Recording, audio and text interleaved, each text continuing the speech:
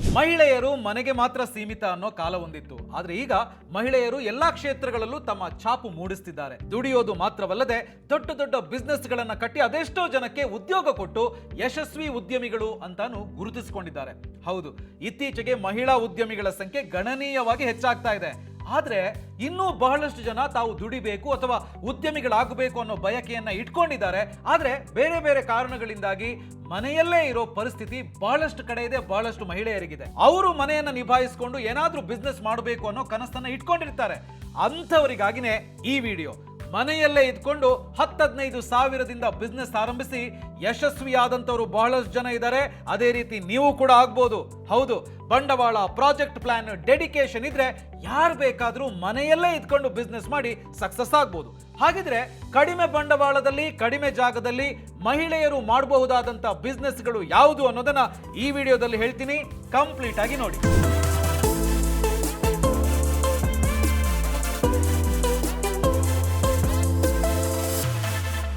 Hi hello ನಮಸ್ಕಾರ. ಬಾಸ್ವಾಲಾ academy ಚಾನೆಲ್ಗೆ ಸ್ವಾಗತ. ನಾನು ಶೇಷಕೃಷ್ಣ ಭಟ್. ಕಡಿಮೆ ಬಂಡವಾಳದಲ್ಲಿ ಮನೆಯಲ್ಲಿದ್ದುಕೊಂಡು ಮಹಿಳೆಯರು ಮಾಡಬಹುದಾದಂತ ಬಿಸ್ನೆಸ್ಗಳು ಯಾವುದು ಅನ್ನೋದನ್ನ ಈಗ ನೋಡ್ತಾ ಹೋಗೋಣ. ಅದರಲ್ಲಿ ಮೊದಲನೇದು, ಮನೆಯಲ್ಲಿದ್ದುಕೊಂಡು ಸುಲಭವಾಗಿ ಮಾಡಬಹುದಾದಂತ ಬಿಸ್ನೆಸ್ ಅಂದ್ರೆ ಅದು ಕ್ಯಾಂಡಲ್ ಮೇಕಿಂಗ್ ಬಿಸ್ನೆಸ್.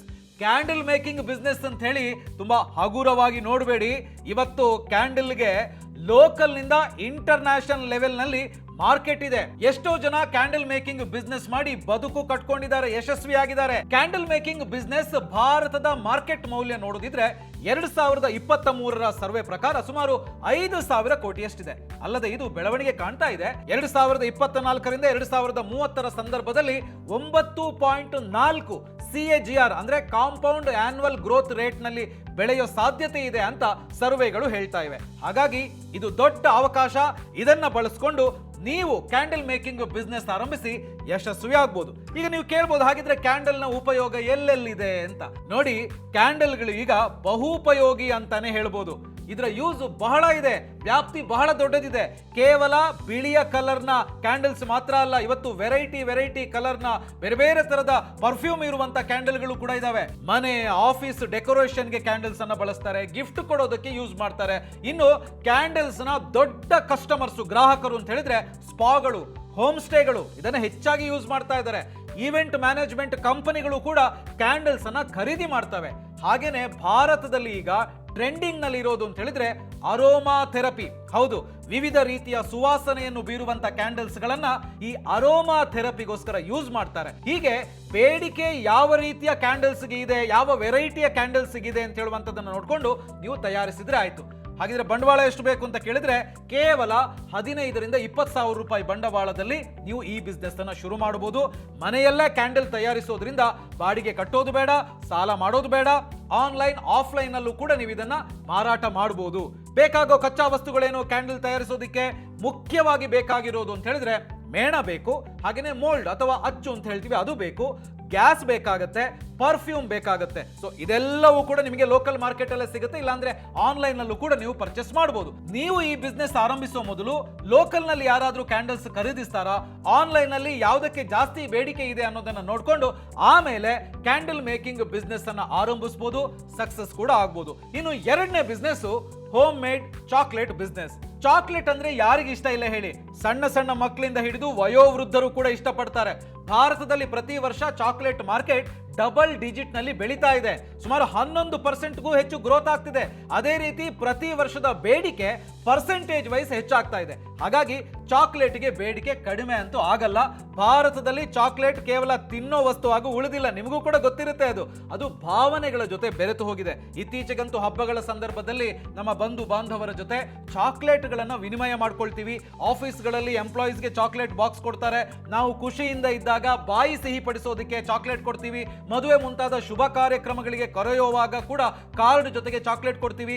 ಮಕ್ಕಳಿಗೆ ಖುಷಿ ಪಡಿಸೋದಕ್ಕೆ ಚಾಕ್ಲೇಟ್ ಕೊಡ್ತೀವಿ. ಹೀಗೆ ಚಾಕ್ಲೇಟ್ ಅನ್ನೋದು ಮನುಷ್ಯನ ಜೀವನದ ಅವಿಭಾಜ್ಯ ಅಂಗ ಅನ್ನುವಂತಾಗಿದೆ. ಅದರಲ್ಲೂ ಕೂಡ ಇತ್ತೀಚೆಗಿನ ಹೊಸ ಟ್ರೆಂಡ್ ಏನು ಅಂತ ಹೇಳಿದ್ರೆ ಜಾಸ್ತಿ ಜನ ಹೋಮ್ ಮೇಡ್ ಚಾಕ್ಲೇಟ್ ಗಳನ್ನ ಹೆಚ್ಚಾಗಿ ಇಷ್ಟಪಡ್ತಾ ಇದ್ದಾರೆ.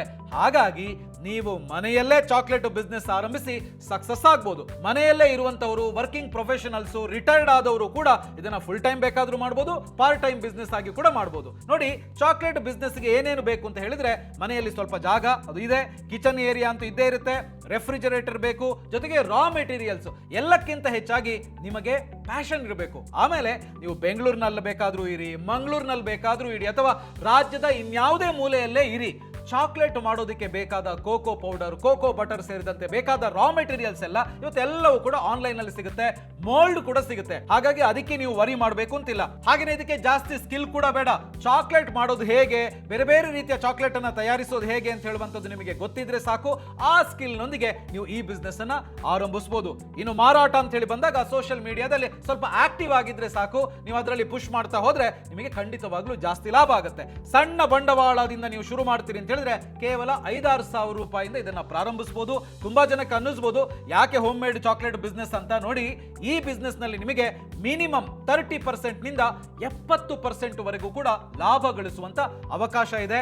ಸಣ್ಣದಾಗಿ ಶುರು ಮಾಡಿ ದೊಡ್ಡ ಮಟ್ಟಕ್ಕೆ ಬೆಳೆಸೋ ಅವಕಾಶ ಕೂಡ ಈ ಬಿಸ್ನೆಸ್ ಇದೆ. ಈಗಾಗಲೇ ಬಹಳಷ್ಟು ಜನ ಚಾಕ್ಲೇಟ್ ಬಿಸ್ನೆಸ್ ಮಾಡಿ ಒಳ್ಳೆ ಹಣ ಸಂಪಾದಿಸ್ತಾ ಇದ್ದಾರೆ. ಇನ್ನು ಮೂರನೇ ಬಿಸ್ನೆಸ್ ಐಡಿಯಾ ಸೋಪ್ ಮೇಕಿಂಗ್. ಹೇಗೆ ಮನೆಯಿಂದಲೇ ಚಾಕ್ಲೇಟ್ ಬಿಸ್ನೆಸ್ ಮಾಡಬಹುದು, ಹಾಗೇನೆ ಮನೆಯಲ್ಲಿ ಇದ್ಕೊಂಡೆ ಸೋಪ್ ಮೇಕಿಂಗ್ ಬಿಸ್ನೆಸ್ ಕೂಡ ನೀವು ಮಾಡಬಹುದು. ನಾವು ಶುಚಿ ಆಗಿರಬೇಕು ಅಂತ ಹೇಳಿದ್ರೆ ಸೋಪು ಬೇಕೇ ಬೇಕು. ಸ್ನಾನ ಮಾಡುವಾಗ ನಾವು ಬಳಸುವಂತಹ ಸೋಪು ಕಾರ್ಖಾನೆಯಲ್ಲಿ, ಫ್ಯಾಕ್ಟರಿಯಲ್ಲಿ ರೆಡಿ ಆಗುತ್ತೆ ಅನ್ನೋದು ಎಲ್ರಿಗೂ ಕೂಡ ಗೊತ್ತಿರೋ ಸತ್ಯ.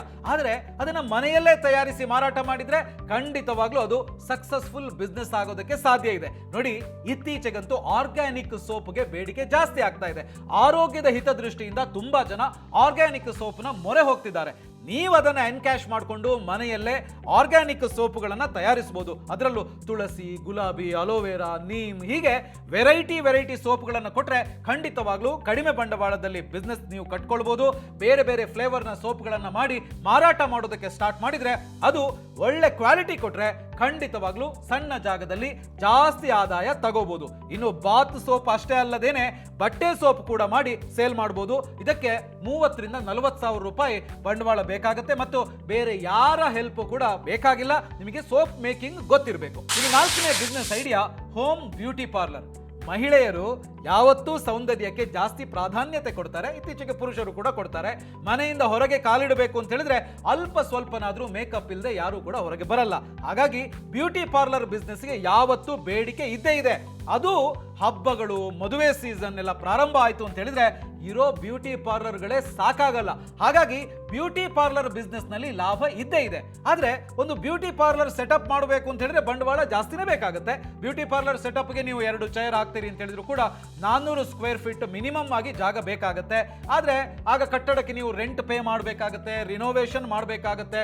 ಬಟ್ ಆರಂಭದಲ್ಲಿ ನೀವು ಅಂದ್ಕೊಂಡಂಗೆ ಗ್ರಾಹಕರು ಬರಲಿಲ್ಲ ಅಂತ ಹೇಳಿದ್ರೆ ನಿಮಗೆ ಆರ್ಥಿಕವಾಗಿ ಕಷ್ಟ ಆಗುತ್ತೆ.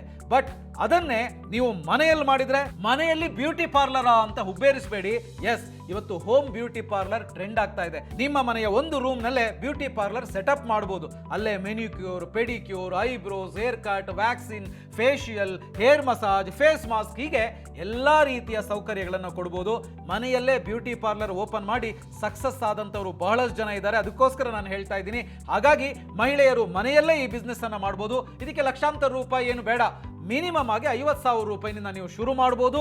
ಒಳ್ಳೆ ಆದಾಯ ಗಳಿಸ್ತಾ ಸಕ್ಸಸ್ ಕೂಡ ಆಗ್ಬೋದು. ಇನ್ನು next business idea home gardening ಅಥವಾ ಟೆರೇಸ್ ಗಾರ್ಡನ್. ಗಾರ್ಡನಿಂಗ್ ಅನ್ನೋದು ಇತ್ತೀಚೆಗೆ ಟ್ರೆಂಡ್ ಆಗಿದೆ. ಅದು ಮನೆ ಮುಂದೆ ಇರಬಹುದು ಅಥವಾ ಟೆರೇಸ್ ನಲ್ಲಿ ಇರಬಹುದು. ಮನೆಯಲ್ಲಿ ಗಾರ್ಡನ್ ಇರಲೇಬೇಕು ಅನ್ನೋ ಕಾನ್ಸೆಪ್ಟ್ ಈಗ ಟ್ರೆಂಡ್ ನಲ್ಲಿದೆ. ಗಾರ್ಡನ್ ಮಾಡೋದಕ್ಕೆ ತುಂಬಾ ಜಾಗವೇನು ಬೇಕಾಗಿಲ್ಲ. ಇರೋ ಸ್ವಲ್ಪ ಜಾಗದಲ್ಲೇ ಬೇಕಾದ ಸಸ್ಯಗಳನ್ನ ನೆಟ್ಟು ಖುಷಿ ಪಡ್ತಾರೆ ಜನ. ಸಿಟಿಗಳಲ್ಲಿರೋರು ಬಾಡಿಗೆ ಮನೆಯಾದ್ರೂ ಸರಿ ತಮ್ಮ ಮನೆ ಮೇಲೆ ಅಂದ್ರೆ ಟೆರೇಸ್ ನಲ್ಲಿ ಗಾರ್ಡನ್ ಮಾಡಿರೋದನ್ನ ನೀವು ಖಂಡಿತವಾಗ್ಲೂ ನೋಡಿರ್ತೀರಿ. ಇನ್ನು ಸ್ವಂತ ಮನೆ ಇರೋರಂತೂ ಖಂಡಿತವಾಗ್ಲೂ ಟೆರೇಸ್ ಮೇಲೆ ಗಾರ್ಡನ್ ಮಾಡೇ ಮಾಡ್ತಾರೆ ಅಥವಾ ಮಾಡೋದಕ್ಕೆ ಮುಂದಾಗ್ತಾರೆ. ಆದ್ರೆ ತುಂಬಾ ಜನಕ್ಕೆ ತಮ್ಮಲ್ಲಿರೋ ಜಾಗದಲ್ಲಿ ಹೇಗೆ ಗಾರ್ಡನ್ ಸೆಟಪ್ ಮಾಡಬೇಕು ಅನ್ನೋದು ಗೊತ್ತಿರಲ್ಲ.